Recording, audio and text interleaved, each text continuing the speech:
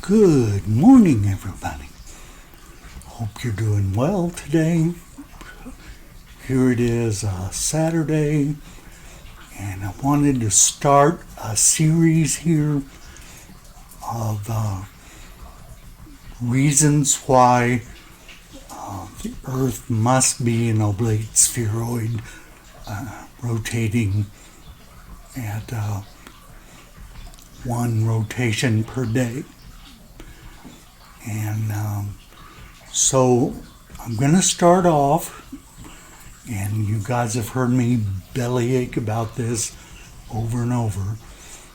I'm going to call it number 0, gravity. Okay, now gravity is a thing.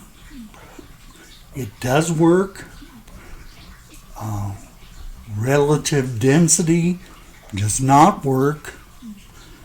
There's a bunch of Sleeping Warrior, Nathan Oakley, all these boys try to say it does work. They're only considering one thing. They only consider drop. They're talking about things that fall out of an airplane or fall off a cliff.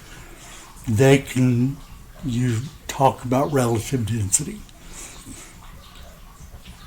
But they don't talk about things that are on the Earth that have to use gravity in their uses, in their calculations. And so all they have is that one thing. Now let me assure you, one of the big things, I know Sleeping Warrior has this thing about he's smarter than Einstein, which I'm certain is not true. He thinks that gravity is not a thing because Newton or Einstein said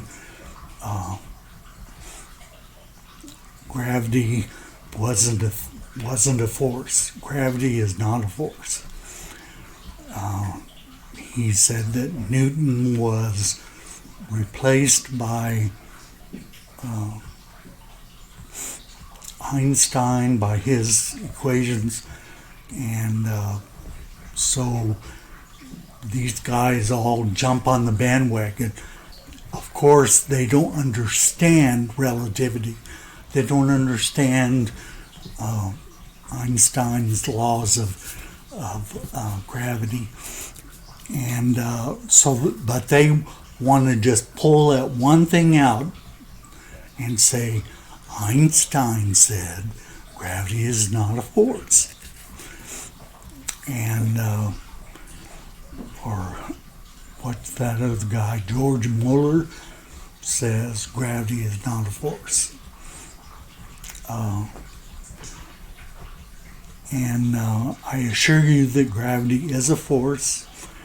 Let's see, Dr. Brian Greene has a TED Talk you can look up on YouTube where he explains gravity, and he actually shows how you can start with Newton's gravity and calculate and get Einstein's field equations. Now, that's a pretty good reference to me.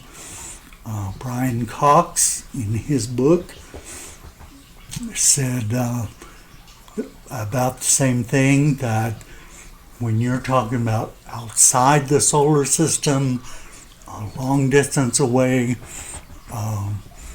you can talk about Einstein and relativity and this curved surface and all that. And he said, but inside the solar system, it works just as well to use gravity, to use Newtonian gravity for your calculations. And he explained that quite thoroughly in his book. So you might check that out. It's one of my favorite books lately. And then, so gravity is a force. Gravity is usable within the solar system, just like it was used to discover the planet Neptune. It's also used every day for different calculations. The speed of skiers going down a slope, parabolic trajectories, and so forth. All these things